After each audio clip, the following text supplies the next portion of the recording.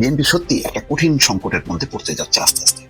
আমি এই জন্য বলেছি যে তফসিল ঘোষণা হয়েছে ঠিক আছে, কিন্তু নির্বাচন তো করতে হবে রাজনৈতিক দলগুলোকে। রাজনৈতিক দলগুলোর মধ্যে সেই পরিস্থিতি কি আছে? বিজয়ের মাসে ডিসেম্বরে তারেক জিয়াকে নিয়ে বিএনপির আরেক ব্যর্থ মিশন। লজ্জা শরম বলতে কিছু নাই। কুত্তার লেজ ঘিবিয়ে মাজলেও সোজা হয় না, একটা কথা আছে না? বিএনপির কোনো লজ্জা শরম নাই। এত নির্লজ্জ একটা দল কিভাবে হতে পারে? গত প্রায় 1.5 বছর যাবত বলে আসছে এই তারেক রহমান শীঘ্র আসবেন, অমুক মাসে তমুক মাসে, কত শতবার যে জাতির সাথে প্রতারণা করলো, বাধা দিল, কিন্তু আসলো না। বিএনপি কিন্তু জানতো যে না, আসলে আসবে না, ওটা সব ভুয়া কথা, নাটক। নির্বাচন তো সবসময় হয়, এটা নতুন কথা নেই। নির্বাচন হয়, গত 3বার যে নির্বাচন হয়েছে সেটাও নির্বাচন, সেখানে নির্বাচিত হয়ে লোক সংসদে গেছে, কিন্তু আজকেও আরো বহুদিন ধরে সারা জাতি স্মরণ করবে সেগুলো তামাশা হয়েছে, প্রহসন হয়েছে, নির্বাচন হয় না। ভোট কি দাঁড়িপাল্লা যাবে? দাঁড়িপাল্লায় ইনশাআল্লাহ। জামাত ইসলাম আসলে আপনারা খুশি? ইনশাআল্লাহ। আমি একটা গান করব।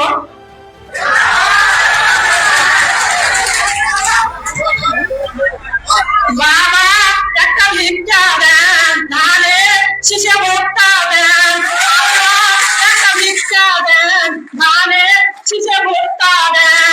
এখন বাংলাদেশে দুইটা শক্তিশালী রাজনৈতিক দল আছে, একটা বিএনপি, একটা জামাত। আমার মনে হয় এখনো বিএনপি সবচাইতে বড় দল, 2 নম্বরে যদি জামাত ধরেন, কিন্তু খুব শক্তিশালী। কিন্তু এটা খালি মুখের কথা না, এটা বিএনপিও হারে হারে টের পাচ্ছে। কখনোই আমরা ধর্মকে মূল্যায়ন করব না, আমরা মানুষকে মূল্যায়ন করব। নির্বাচন প্রচারণার জন্য এই 4 বান্ডেল দিলাম, ব্যানার পিস্টন করার জন্য। আর এটি লাগাইবা শুধু মোটরসাইকেল বহরের জন্য, মোটরসাইকেল নিয়ে আসবা 7টা, ঠিক আছে? এদিকে নিয়ে আসবা। আর এটি রাখো শুধু নির্বাচনের দিন চা সিগারেট খাওয়াইবা মানুষকে। আর এই 7-8 বান্ডেল যদি আছে, যে সকালবেলা সীসা খাইবা, হ্যাঁ সীসা খাইবা বৈশা বৈশা। আমি ভাস করবো না, সমস্যা নেই, খেয়াল করবো। নির্বাচনের তফসিল টের পেয়ে বিএনপি গত 24 ঘন্টা, জাস্ট 24 আওয়ার্সে কি করেছে তাদের আমলনামা দিয়ে আপনাদের সামনে হাজির। কিন্তু শেষ পর্যন্ত একটা পর্যায়ে খালেদা জিয়ার অসুস্থতার মধ্য দিয়ে ফাঁস হয়ে গেছে যে না, তারেক রহমান আসবেন না। এটা তার একক সিদ্ধান্ত নয়, তার নিয়ন্ত্রণাধীন নয় এবং অবারিত নয়। এর মানে তিনি আসছেন না।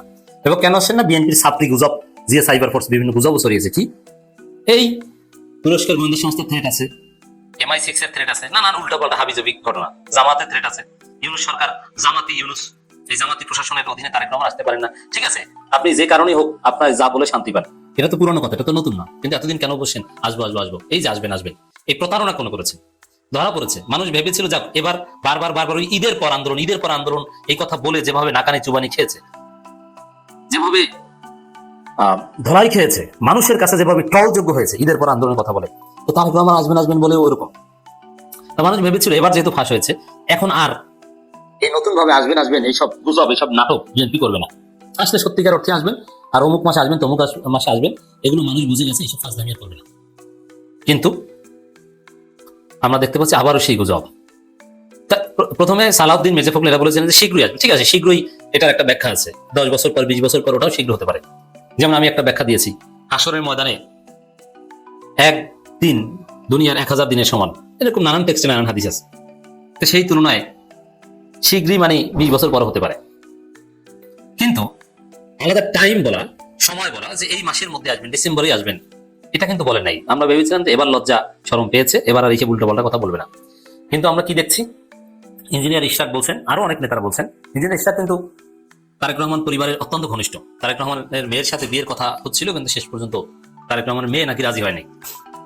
এই মাসেই দেশে ফিরবেন তারেক রহমান। এর মানে এই বিজয়ের মাসেও তারেক রহমানকে নিয়ে মিথ্যাচার করছে। আবার কেউ বলছে যে বিজয়ের মাসেই দেশে ফিরবেন তারেক রহমান। এই বিজয়ের মাসেও মিথ্যাচার বিএনপি থামছে না। একটা সহজ হিসাব দেখেন, তফসিল ঘোষণা হয়ে গেছে প্রায়। আপনারা এই আলোচনা শুনতে তফসিল ঘোষণা ডান। আমি যদিও রেকর্ড করছি তফসিল ঘোষণার কয়েক ঘন্টা আগে। তারেক রহমান বাংলাদেশের ভোটার না, তাহলে বিজয়ের মাসে, এর মানে 31শে ডিসেম্বর পর্যন্ত টাইম। 31শে ডিসেম্বরের দিকে এসে তারপরে ভোটার হবেন, তারপর নির্বাচন করবেন। আগে তো ভোটার না, ফাজলামি। নমিনেশন পেপার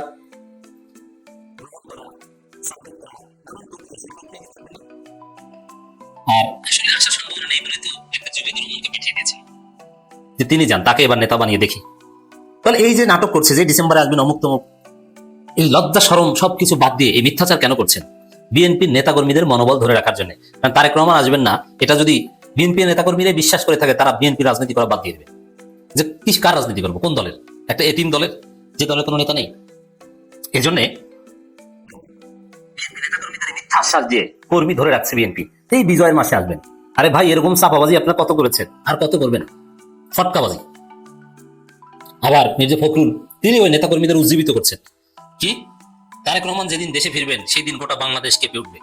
তাহলে এই যে ভূমিকম্প হচ্ছে বাংলাদেশে প্রতিনিয়ত ছোটখাটো, সেগুলো কি তারেক রহমান আসবেন ফলাফল? এই প্রশ্ন অনেকে তুলছেন। তো দর্শক, তারেক রহমান যেদিন দেশে ফিরবেন সেদিন গোটা বাংলাদেশ কেঁপে উঠবে, এটা কি? যেদিন মানে কি, কোন দিন? খালেদা জিয়ার এই অসুস্থতার সময় যে আসতে পারেনি, সে আসবে কি ছিড়তে? তার দরকারটা কি? মায়ের জন্য যে সন্তান কাজে লাগে না, দেশের জন্য সেই সন্তান কোন কাজে লাগবে? কোনো কাজে লাগবে না। তো যেদিন আসবেন, কোন দিন আসবেন? ইমাম মাহাদি আসার পর ঈসা আলাইহিস সালাম যখন এবার দুনিয়া অবতরণ করবেন তখন, তার আগে তো মনে হয় না।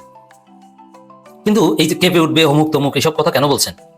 বলছেন এই কারণে নেতাকর্মীরা নইলে বিএনপি করা ছেড়ে দিবে, এই কারণে তাদেরকে আশ্বাস দিচ্ছেন। এটা জাতি জনগণ, জামাত, এনসিপি এরা বুঝে। মাহমুদুর রহমান মান্না স্পষ্ট বলেছেন যে তারেক রহমান আসবেন না। এটা বিএনপির নেতাকর্মীদের মনোবল ধরে রাখার জন্য। মির্জা ফখরুল আসলে টের পেয়েছেন যে জামাতের কাছে তাদের নিশ্চিত পরাজয়। আর তারেক রহমান কেন দেশে আসেন না, এই কথা আমরা অনেকবার বলেছি। পরাজয়ের সংখ্যা থেকে দেশে আসেন না, যে আগামী নির্বাচনে তো তারা পরাজিত হবেন, এটা একটা কারণ। আর কারণ হচ্ছে পরাজয়ের সংখ্যার সাথে সাথে এই যে চাঁদাবাজি থেকে শুরু করে বিএনপির দুই গ্রুপে কামড়াকামড়ি, এগুলোর দায় নিতে হবে। তখন তারেক রহমান দেশে আসলে আরো বসবেন। এখন তো বলতে পারেন যে তারেক রহমান দেশে নাই বলে বিএনপির এই করুণ অবস্থা। এখন বলতে পারেন মির্জা ফখরুল্লাহ দেশে আসলে আমাদের ভোট 10% থেকে 30% হয়ে যাবে, কিন্তু দেশে থাকলে তখন তো বলতে পারবো না। তখন দেখা যাবে দেশে আসার পর উল্টো অ্যাকশন, তারেক রহমানের ইমেজ নাই, হাইপ নাই, উল্টো মানুষ গালাগালি করবে তারেক রহমান আসার পরে চাঁদাবাজি কেন, দুই গ্রুপে কামড়াকামড়ি কেন। এমনকি এই আশঙ্কা করা হচ্ছে যে তারেক রহমান দেশে আসলে বিমানবন্দরে যে তাকে রিসিভ করতে যাবে, রিসিভ করতে যেই কয়েকজন মারামারি করে মারা যাবে দুই গ্রুপে, তখন হাইপ উল্টা পিছন থেকে ঢুকে যাবে। তো দর্শক, এই ভয় আসেন না। মির্জা ফখরুল বলছেন এই নির্বাচনের লড়াই সবচেয়ে কঠিন লড়াই। এর মানে সবচেয়ে কঠিন লড়াই কেন? এখানে আপনাদের প্রিয় আওয়ামী লীগ নাই, জামাত স্বাধীনতা বিরোধী, রাজাকার, তো স্বাধীনতা এদেরকে নাকি চিনেছে মানুষ, জামাতের নাকি ভোট 5% নাই, তাহলে তাদের সাথে এত কঠিন লড়াই কেন? আর এনসিপি তো কিচ্ছু না, কথাবার্তার কোনো মিল নাই। বলে যে জামাতের ভোট 5% না, আবার বলে ইতিহাসের সবচেয়ে কঠিন নির্বাচন, আওয়ামী লীগ আবার নাই। এর মানে জামাতের কাছে পরাজয় টের পাচ্ছেন মির্জা ফখরুল। আর নেতাকর্মীদেরকে একটু উজ্জীবিত রাখার জন্য তারেক রহমানের কে নিয়ে এই ব্যর্থ চাপা মারছেন। এই নির্বাচন লড়াই হবে সবচেয়ে কঠিন লড়াই। এখন এখানে ধরাটা কোন জায়গায় খাচ্ছেন, এটাও তারেক রহমান মির্জা ফখরুল বলছেন কি রাজনীতিতে ধর্মকে ব্যবহার করা অপশক্তিকে রুখে দিতে হবে। জামাত ধর্মভিত্তিক প্রচারণার মাধ্যমে আসল বাসটি বিএনপিকে দিবে। বিএনপি কিচ্ছু করতে পারবে না, চেয়ে চেয়ে দেখতে হবে, নাকে খত দিয়ে মেনে নিতে হবে। মসজিদের মেম্বারে, ওয়াজের স্টেজে বিএনপিকে ইসলাম বিরোধী হিসেবে প্রমাণ করে জনগণকে বিএনপিকে ভোট দেওয়া থেকে বিরত রাখবে, এইভাবে জামাত জিতবে। আমি চ্যালেঞ্জ দিয়ে বলছি বিএনপি কিচ্ছু করতে পারবে না, কারণ বিএনপির লোকজন তার হুজুর না, তারা তো ওয়াজ করতে পারে না, তারা তো আর মেম্বার উঠতে পারে না। মসজিদের বাইরে সন্ত্রাসী করবে, হুজুরকে বাধা দিবে, ভোট আরো কমবে। কিচ্ছু করার নাই, বিএনপির পরাজয় নিশ্চিত।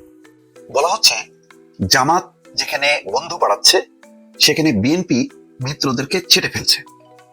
দর্শক, এই কথাটা আমার না, এই কথাটা বিএনপির সাথে যারা সমমনা বা একসঙ্গে যারা আন্দোলন করেছে, যাদেরকে নিয়ে বিএনপি স্বপ্ন দেখে জাতীয় সরকার করবে এবং একসঙ্গে নির্বাচন করবে, সরকার করবে, জাতীয় সরকার করবে, তাদের পক্ষ থেকে আজকে এই অভিযোগ। বিএনপি সত্যি একটা কঠিন সংকটের মধ্যে পড়তে যাচ্ছে আস্তে আস্তে। আমি এই জন্য বলেছি যে তফসিল ঘোষণা হয়েছে ঠিক আছে, কিন্তু নির্বাচন তো করতে হবে রাজনৈতিক দলগুলোকে। রাজনৈতিক দলগুলোর মধ্যে সেই পরিস্থিতি কি আছে? কেউ কেউ বুঝবে তার নিজের অবস্থান। আমি নিজে শুনেছি যে এবি পার্টির চেয়ারম্যান মুজিবুর রহমান মঞ্জুর বক্তব্য, তিনি জানেন যে তার নির্বাচনী এলাকা যেটা, সেখানে তার সাংগঠনিক ক্ষমতা কতটুকু আর বিএনপির ক্ষমতা কতটুকু। এখন তিনি তার ক্ষমতাটা দিয়ে জিততে পারবেন না, বিএনপির সমর্থন লাগবে। কিন্তু বিএনপি কি সেইভাবে একাত্ম হবে যেটা জামাতের একটা ক্যাডার ভিত্তিক দল হওয়ার কারণে যেভাবে তারা ওয়ার্ক করে, বিএনপির পক্ষে কি সম্ভব? আর বিএনপিরই তো সমর্থিত লোকজন আছে যারা নির্বাচনে দাঁড়ায় যাবে। সেই কারণে তিনি মনে করেন যে তাকে যদি নাও দেওয়া হয় এটা অন্যায় কিছু হবে না। এখন জানি না ওনার মনোভাব আর পরিবর্তন হয়েছে কিনা, কিন্তু অনেকেই কিন্তু মানতে চান না। আসম আব্দুর রব বিশাল ফিগার, কিন্তু লক্ষ্মীপুরে তার সেই নির্বাচনী এলাকায় সেই সাংগঠনিক ক্ষমতা নেই। তানিয়া রব তার স্ত্রী নির্বাচন করতে চান, তাকে দিলে নিশ্চিতভাবে বিএনপি মনে করছে সেখান থেকে জামাত জিতে আসবে। এইভাবে এক এক করে যদি ধরেন মাহমুদুর রহমান মান্না বড় ফিগার, কিন্তু জেতার মতন তার অবস্থা আছে কিনা আমি জানি না। জুনায়েদ সাকির ক্ষেত্রে একই। সাইফুল হক বিপ্লবী ওয়ার্কার্স পার্টির, তিনি ঢাকার আসনে প্রার্থী হতে চান, কিন্তু সবই ঠিক আছে, ফিগারগুলো বড়, তাহলে পার্লামেন্টে আসা উচিত। কিন্তু ভোটে জিতে আসতে গেলে নিজের যে সাংগঠনিক শক্তির সাথে অন্য শক্তি একটু যুক্ত হলো, জিতে আসলো, সেই অবস্থা কি আছে? বা এমন কি অবস্থা যে প্রতিদ্বন্দ্বিতা তেমন, মানে প্রতিপক্ষ তেমন প্রবল না, দেখা যাচ্ছে, আমি তো প্রায় বলি, জামাত আস্তে আস্তে কিন্তু হাঁটু পর্যন্ত, হাঁটু থেকে কোমর পর্যন্ত, কোমর থেকে বুক পর্যন্ত, বুক থেকে গলা পর্যন্ত, এখন নাকের ডকা পর্যন্ত চলে আসছে। তার মানে একটুখানি স্লিপ কাটলেই কিন্তু সেই আসনগুলো চলে যাবে জামাতের হাতে। এই অবস্থা কি হবে? আর এই অবস্থা কি হবে সেটা নির্ধারণের জন্য 29টা রাজনৈতিক দল বৈঠক করেছে। সেই বৈঠকে দেখেন অনেকগুলো গুরুত্বপূর্ণ রাজনৈতিক দল, 5 দলীয় জোট গণতন্ত্র মঞ্চ, 12 দলীয় জোট গণ অধিকার পরিষদ নুলাক নূরের, তারপরে জাতীয়তাবাদী সমমনা জোট, নেজামি ইসলাম পার্টি, গণফোরামের শীর্ষ নেতারা ছিলেন, যেখানে ছিলেন মাহমুদুর রহমান মান্না, সাইফুল হক, জুনায়েদ সাকি সহ দলের শীর্ষ নেতারা ছিলেন। গণতন্ত্র মঞ্চের কথা, 12 দলীয় জোটের ছিলেন মোস্তফা জামাল হায়দার, এহসানুল হুদা জাতীয় দলের, গণ অধিকার পরিষদের নুলাক নূর, তারপরে ফরিদুজ্জামান ফরহাদ, গণফোরামের সুব্রত চৌধুরী, নেজাম ইসলামের আশরাফুল ইসলাম সহ মোট 29টা দলের শীর্ষ নেতারা ছিলেন। এখানে সাইফুল হক বলেছেন, বিএনপি যেভাবে তীরে এসে তরি ডুবাতে চাচ্ছে, এই জায়গাগুলো নিয়ে বৈঠকে আলোচনা হয়েছে। বিএনপি তার এই দীর্ঘদিনের পরীক্ষিত বন্ধুদেরকে যেভাবে বেকার এবং আধা বেকার করে 2 ধাপে আসন ঘোষণা করেছে, এটা আমাদের সংক্ষুব্ধ করেছে। আলোচনা হয়েছে বিএনপি তার আগের অবস্থান থেকে সরে আসছে কিনা। আমাদের কাছে মনে হয়েছে বিএনপি একলা চলো নীতি গ্রহণ করেছে কিনা। আমরা বলেছি বিএনপির সঙ্গে খুব দ্রুতই আমরা বসতে চাই, বসে বিষয়টা সমাধান করতে চাই। বিএনপি 2-4টা আসন বরাদ্দ দিয়ে কি বুঝ দেবে, নাকি সত্যিকার অর্থে যুগপথের দলগুলোকে মূল্যায়ন করবে, এটা খুব কঠিন। এই কারণে তিনি বলছেন যে জামাত যেখানে বন্ধু বাড়াচ্ছে, বিএনপি মিত্রদের ছেড়ে ফেলছে।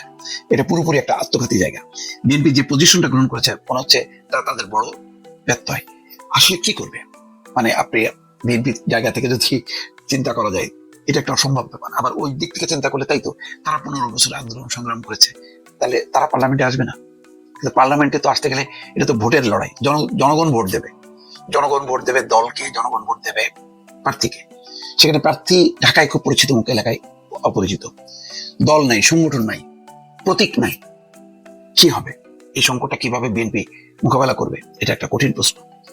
যদি বিএনপি মিত্রদের আস্থা অর্জনে ব্যর্থ হয়, তখন এই মিত্র দলগুলো কি পজিশন নেয়, সেটা একটা ব্যাপার। ভোটের মাঠে হয়তো তেমন প্রভাব না পড়লেও এটার একটা জনমত আছে, তাদের বক্তব্যগুলো প্রতিদিন গণমাধ্যমে আসবে। তখন কি হবে, বিএনপিকে তারা কিভাবে চিত্রিত করবে? সব মিলে আমার কাছে মনে হচ্ছে যে একটা কঠিন সময় আসতে যাচ্ছে। নির্বাচন ভিত্তিক জরিপ এসছে। সাধারণত বড় বড় পত্রিকাগুলো নির্বাচনের আগে এই বিভিন্ন ধরনের জরিপ করে। 1342 জনের মতো নাগরিক শহরে গ্রামে সবাই মিলে এই জরিপে অংশগ্রহণ করেছে। এবং এই জরিপের কিছু কিছু তথ্য যেটা হয় অন্যান্য জরিপের মতোই, একটা কোশ্চেনের সাথে আর একটা কোশ্চেন যথেষ্ট রকমের কন্ট্রাডিক্ট করে, এবং শতাংশগুলো একটা শতাংশের সাথে আর একটা শতাংশ মিলতে চায় না। তো সেই জায়গাতে গুরুত্বপূর্ণ যেটা আসছে অনেকগুলো কোশ্চেনিয়ারের মধ্যে, সেটা হচ্ছে যে ভোটাররা, এই যে 1342 জন আছেন, তারা আসলে কি দেখে ভোট দেবেন। তার ভিতরে 51% যারা উত্তরদাতা আছেন তারা বলেছেন তারা দল এবং মার্কা দেখে ভোট দেবে। বাকিদের ভিতরে অন্যান্য শতাংশ আছে, আপনার 17% মধ্যে বলেছেন তারা ব্যক্তি দেখবেন, সজ্জন চরিত্র কিনা, এরকম 13-14% অন্যান্য ক্যাটাগরিতে বলেছে।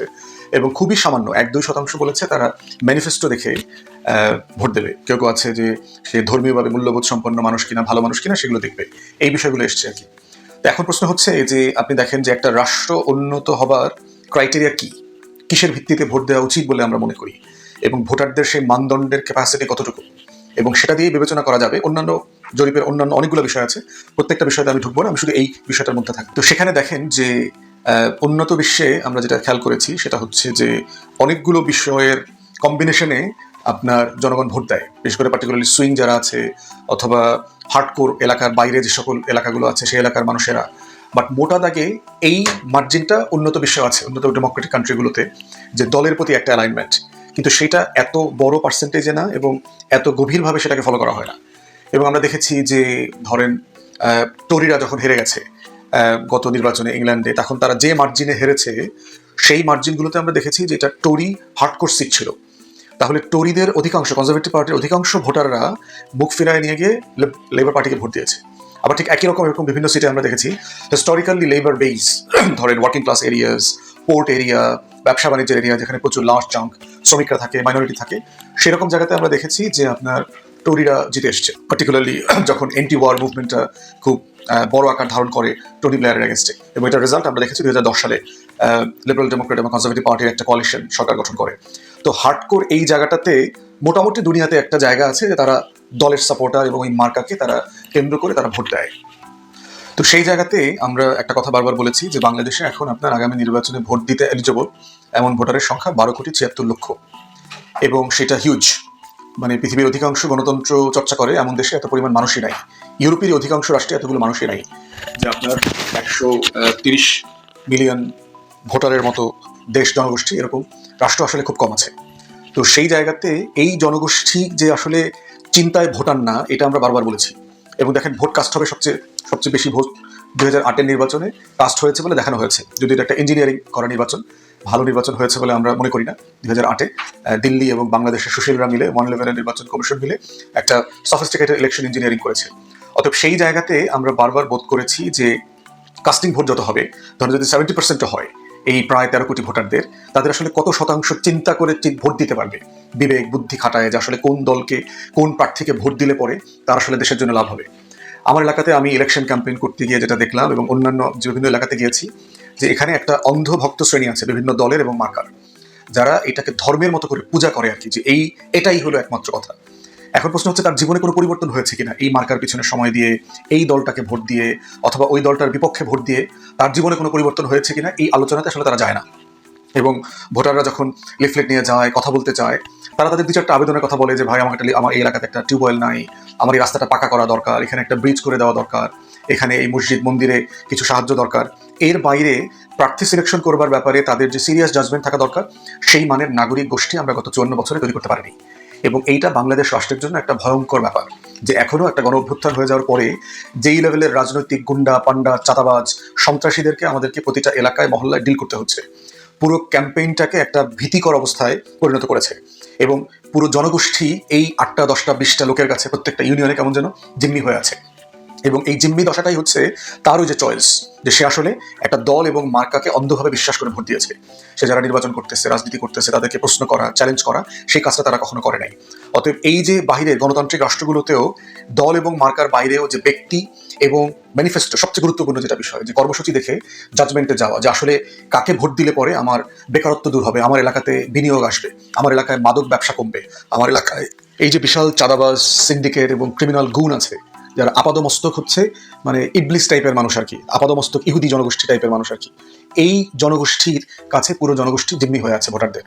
অতএব তাদেরকে এই যে চিন্তার ভোটার বানানো, তাদেরকে যে সত্যিকারভাবে বিবেক দিয়ে বিবেচনা করে একটা জাজমেন্টে আসা যে আমি আসলে কাকে ভোট দেবো, কাকে ভোট দিলে আমার এলাকায় নিরাপত্তা বাড়বে, কাকে ভোট দিলে পরে আমার সেবা বাড়বে, কাকে ভোট দিলে পরে আমার এলাকাতে স্কুলে কলেজে লেখাপড়ার মান বাড়বে, এলাকায় উন্নয়ন হবে, আমার প্রতিনিধিরা নদী ভাঙা নিয়ে এলাকাতে দেশে কথা বলতে পারবে, রাজধানী সংসদে গিয়ে আমার জনগণের পক্ষে কথা বলতে পারবে, সেই জায়গাটাকে জাজমেন্টে নিয়ে আসার মতো ভোটার আসলে আমরা দেখতে পাচ্ছি না। এই যে 51% বাহিরের যে জনগোষ্ঠী, এই জনগোষ্ঠীকে আমরা বোধ করছি যে যারা ইন্টারনেট ব্যবহার করেন, যারা ইউটিউব ফেসবুকের সাথে কানেক্টেড, যারা গত প্রায় 20, 22, 24 বছর কোনো ভালো নির্বাচন দেখেন নাই, ভোট দেন নাই, এই পরিবেশে যারা বেড়ে উঠেছেন, এবং এই সংখ্যাটা অনেক, এটা প্রায় 6 কোটির মতো মানুষ দেশে বিদেশে যারা ছড়ায় ছিটায় আছেন, এবং তারাই আগামী নির্বাচনে একটা বড় নিয়ামক শক্তি হিসাবে ভূমিকা রাখবে বলে আমরা মনে করছি। আর প্রশাসন যদি নির্বাচনে নিরাপত্তা দিতে পারে তখন সিচুয়েশন ডিফারেন্ট হবে। এর বাইরে প্রথম আলোর জরিপের আরেকটা প্রশ্নের যে প্রবলেম আছে, যে একটা পার্টিকুলার দলকে ফেভার করার টেন্ডেন্সি আমরা দেখেছি, যে সে আসলে কিভাবে প্রধানমন্ত্রী হবে।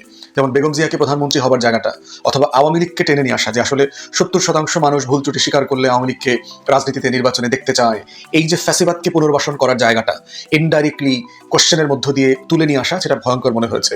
এবং আরেকটা প্রশ্ন দেখলাম যে জুলাইকে ছোট করা, যে আগামী নির্বাচনে গণ অভ্যুত্থান কত গুরুত্বপূর্ণ। তাহলে দেখেন আওয়ামী লীগ জাতীয় পার্টিকে প্রধানমন্ত্রী হিসেবে কাকে দেখতে চান, সেখানে হাসিনাও আছে, সেখানে জিএম কাদেরও আছে। এবং দেখেন দুইটা ফ্যাসিবাদী দলকে প্রশ্নের ফ্রেমে নিয়ে এসে একটা টানেল করে দেওয়া হয়েছে, যে আসলে প্রশ্নকারী উত্তরদাতারা কোথায় কোথায় প্রশ্ন উত্তর কিভাবে দেবেন।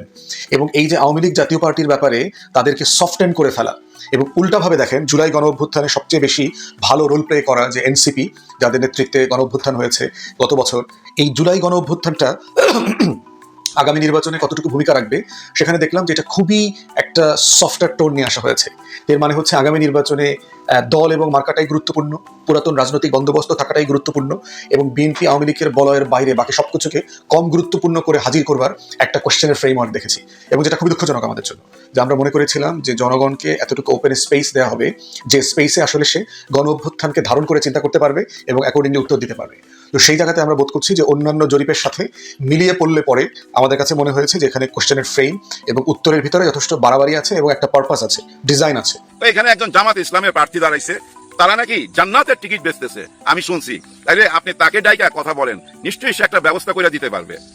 তার তো মাথার মধ্যে ঢুকে গেল, হ্যাঁ কথা ঠিক, সঙ্গে সঙ্গে ডাকছে, আর যাকে ডাকছে সে তো ভাই প্রার্থী, হ্যাঁ এত বড় ধনী লোক ডাকছে, উনি ছুইটা চলে আসছে, আসার পর বলতেছে আমার এই ধন সম্পদ সবকিছু একটা অংশ আমি উপরে নিয়ে যাইতে চাই, আমার অ্যাডভাইস করো, তুমি যদি আমার অ্যাডভাইস করো তোমার আমি ভোট দেবো। তো সত্যি তো আমার ভোট দিবেন?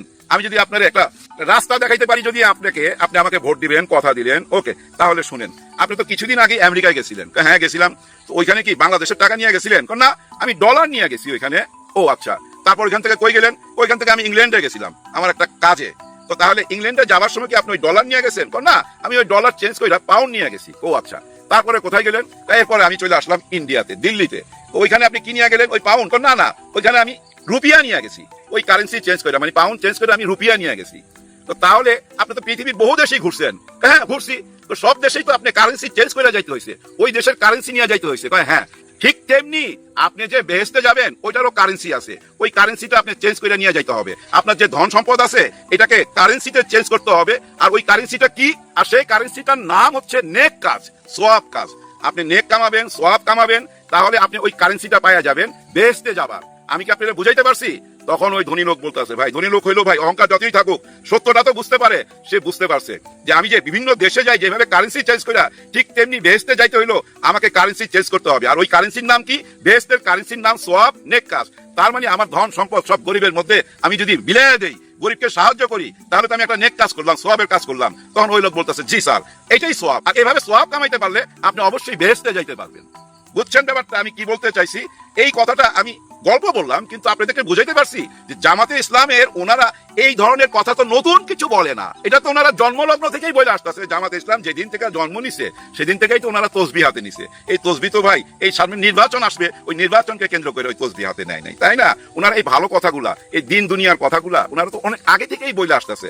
আর সেই জন্যই এখন বলা হয় যে ওনারা বেহেশতের টিকিট বেচে, কারণ ওনারা বেহেশতে যাবার পথ দেখায়। আমি বুঝাইতে পারলাম? যাই হোক, এবার চলে আসি। দেখেন আমাদের তারেক রহমান সাহেব, উনি যা কিছু বলে তাই ভাইরাল হয়ে যায়। খেয়াল করছেন আপনারা? দেখেন উনি যখন থেকে মুখ খুললো, মানে ওই যে ৭১-এর দিকে টাইনা নিয়ে গেল, তখন থেকে দেখেন এবার কেয়ার হাসপাতাল থেকে সবাই চোখ চলে আসলো নির্বাচনের দিকে, রাজনীতির দিকে। এবার কেয়ার হাসপাতালে কি হচ্ছে না হচ্ছে পত্রিকায় দেখবেন, এখন আর হেডলাইন হচ্ছে না। বেগম খালেদা জিয়া কেমন আছে না আছে আমরা এটা নিয়ে অনেক রকম গুজব শুনতেছি, কিন্তু আমি বিশ্বাস করি উনি অবশ্যই বেঁচে আছে। গুজব ছড়ায় দেওয়া হচ্ছে যে উনি বেঁচে নাই, উনাকে আর্টিফিশিয়াল ভাবে, উনাকে কৃত্রিম ভাবে বাঁচিয়ে রাখা হয়েছে। এরকম হইতে পারে না ভাই। বাংলাদেশের হাসপাতালের মধ্যে এরকম একটা ঘটনা ঘটবে আর এটা বাইরে প্রকাশ হবে না, এটা কোনো কথা? ওইখানে নার্স যাচ্ছে না, অনেক রকম ডাক্তার যাচ্ছে। আসলে হয়েছে কেন জানেন? ডাক্তার জাহিদ সাহেব, যিনি আবার রাজনীতির সাথেও জড়িত, বিএনপির রাজনীতির সাথেও জড়িত, উনি আবার বেগম খালেদা জিয়ারও ডাক্তার। উনি একদিন কথা বলতে যায়া কান্না কইরা ফেলছে। ওই থেকেই ভাই এই গুজবটা ধীরে ধীরে ছড়াইতেছিল যে উনি কেন কান্না করলেন।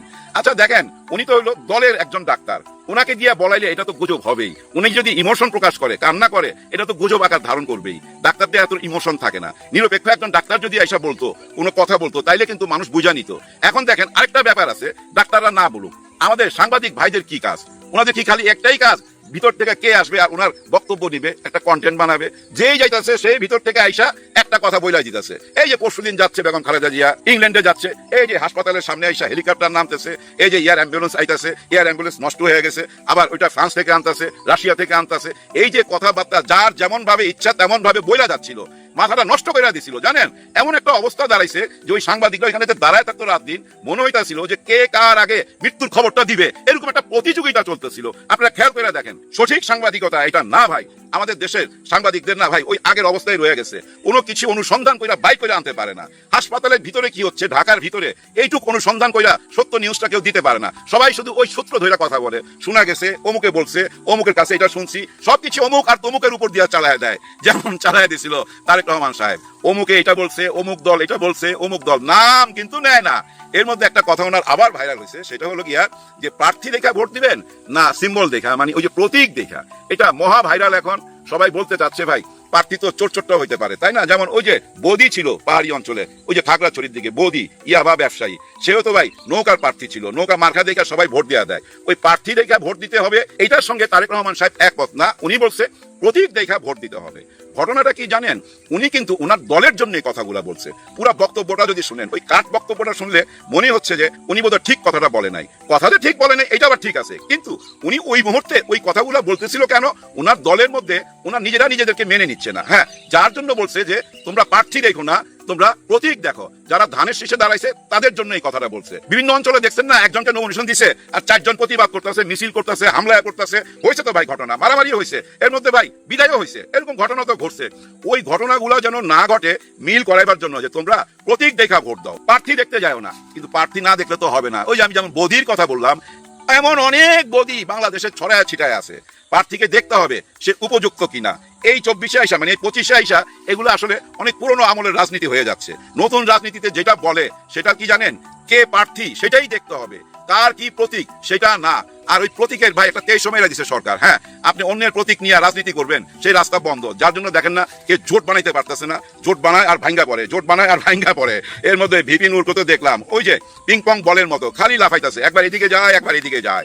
মানে কে কয়টা সিট দিবে ভাই, উনাকে কি সিট দিবে? উনাকে দিলে ওনার সিটটাই দিবে। হ্যাঁ, ভিপি নূর সাহেব আপনাকেই দিতে পারে, তাও আপনি নিজেই দেখছেন আপনার এলাকায় যায় বিএনপিরা মাইনা নিবে না তো আপনাকে। কারণ বিএনপিরা ওনারা 16 বছর অনেক জুলুম অত্যাচার সহ্য করছে, তো সহ্য করছে না, এত জুলুম অত্যাচার সহ্য কইরা আপনাকে ছাইড়া দিবে? ওনাদের নিজস্ব নেতা আছে না, যে নেতা ওই বিপদের সময় ওনাদেরকে পয়সা দিয়ে হেল্প করছে, জেলখানা থেকে ছুটাইছে। আমার নিজের দেখা মামলাও আছে একটা ভাই, একদম বড় নেতা ফোন কইরা বিএনপির, উনি গোপনে কিন্তু টাকা পয়সা দিয়া ওনার লোকজনকে থানা থেকে জেলখানা থেকে ছুটাইতো। তাহলে ওই নেতাকেই তো চাইবে তারা, ওইখানে যায় কেউ ভাগ বসাইবেন, এটা হইতে পারে না। ওই প্রতীকের ব্যবসা বন্ধ তো ভাই। প্রতীক দেখে না, দেখতে হবে মানুষটা কেমন, অরিজিনাল মানুষটার উপরেই নির্ভর করে সব কিছু ভাই। ধরে নেন আমাদের এই 15 মাস আগে ডক্টর ইউনূস স্যার যদি না আসতো, অন্য কেউ যদি আসতো, ধরে নেন অন্য কেউ আসলে এতদিনে আপনারা কি দেখতেন? এতদিনে দেখতেন আওয়ামী লীগ আবার এখানে রাজনীতিতে চলে আসছে, আবার একটা নির্বাচন দিতেছে, আবার গৃহযুদ্ধ হয়ে যেতে পারতো, অনেক কিছু হয়ে যেতে পারতো ভাই, কেউ ঠেকাইতে পারতেন না। তার মানে মানুষ বিরাট ফ্যাক্টর তো ভাই। সব মানুষকে দিয়ে তো আর সব কাজ হয় না, হইতে পারে না। মানুষের মধ্যে ভেদাভেদ আছে, ভালো মানুষটাকে বাইছা নিতে হবে। প্রতীক বাইছা নিলে ওই আগের রাজনীতিতে আবার ফেরত যাইতে হবে। কিন্তু আগের রাজনীতি কি চলবে? চলবে না। যাই হোক, ভিডিওটা শেষ করার আগে একটা সুন্দর কথা বলি, সুন্দর না মজার আপনারা বুঝা নিয়েন। নির্বাচনের পরিবেশ বিঘ্ন করতে চায়, এর মধ্য দিয়ে দুইটা উদ্দেশ্য হাসিল করতে চায়। এক, যেহেতু তারেক রহমান আসতে পারছে না, বিএনপি এখন এতিম কোনো নেতা নেই, এই কারণে নির্বাচন বানচাল করা একটা টার্গেট। আর সেটা করতে না পারলে এমন একটা পরিবেশ তৈরি করা, যে পরিবেশের মধ্য দিয়ে, যে বিশৃঙ্খল পরিবেশের মধ্য দিয়ে বিএনপি ভোট চুরি করতে পারে। তো দর্শক, বিএনপি লিমিট ক্রস করেছে যখন একদম নিশ্চিত হয়ে গেল যে নির্বাচনের তফসিল হবে সন্ধ্যা 6টায় 11 ডিসেম্বর। এর আগে তফসিল ঠেকাতে নজরুল ইসলাম খান, বিএনপি স্থায়ী কমিটির সদস্য, তার নেতৃত্বে একটা প্রতিনিধি দল নির্বাচন কমিশনে গিয়েছে এবং নাহিদ ইসলাম, ভিপি নূর থেকে শুরু করে আরো যারা আছে বিএনপির গ্লাসপেন্সার, যদিও নাহিদ ইসলামরা এখন আর বিএনপির বলয় সম্ভবত নেই খালেদা জিয়ার ইস্যুকে কেন্দ্র করে, তবে বিএনপির বলয় না থাকলেও কমন ইন্টারেস্ট মিলে যেতে পারে। এনসিপির জন্য এখন নির্বাচন সুইটেবল কিছু না, বিএনপির জন্য নয়। এখন খালেদা জিয়ার অসুস্থতাকে কেন্দ্র করে নির্বাচন পেছানোর প্রস্তাব বিএনপির পক্ষ থেকে নানানভাবে দেওয়া হয়েছে, কিন্তু ইউনূস ইস্যু বোনের নাই। এখন যখন বিএনপি নিশ্চিত হয়ে গেছে যে নির্বাচন হবে, সেই তফসিলের বিষয়টা টের পেয়ে দেশে অঘটন ঘটাচ্ছে বিএনপি। তারপরে 24 ঘন্টার নিউজ কতগুলো অঘটন ঘটিয়েছে দেখেন। নাম্বার 1, এই 5 আগস্ট পরবর্তী বাংলাদেশে হাসিনা পালানোর পর প্রথম বাংলাদেশের কোন ক্যাম্পাসে ছাত্র হত্যার ঘটনা ঘটলো ছাত্রদল। তেজগাঁও কলেজে মাদক নিয়ন্ত্রণ নিয়ে ছাত্রদলের 2 গ্রুপের সংঘর্ষে এক তরুণ শিক্ষার্থীকে ছাত্রদল নৃশংসভাবে হত্যা করেছে। 4 দিন আইসিইউতে থাকার পর আল্লাহর ডাকে সারা দিয়ে চলে গিয়েছে। হত্যা কিংবা ছাত্র হত্যা, বিএনপির যারা ছাত্র এরা তো আসলে কেউ ছাত্র না, এরা ভুয়া ছাত্র। কোন অরিজিনাল ছাত্র ছাত্রদল করে না। ছাত্রদলের সমর্থক আছে কিন্তু ছাত্রদলের নেতা কোন অরিজিনাল ছাত্র নাই, সবাই ভুয়া ছাত্র। মানে অনেক আগেই ছাত্রত্ব শেষ হয়েছে। এখন এই ধরনের ভুয়া ছাত্র দেশের বিভিন্ন আনাচে কানাচে অনেকজন জয় বাংলা হয়ে গেছে, হত্যার শিকার হয়েছে বিএনপির অপর গ্রুপ কর্তৃক।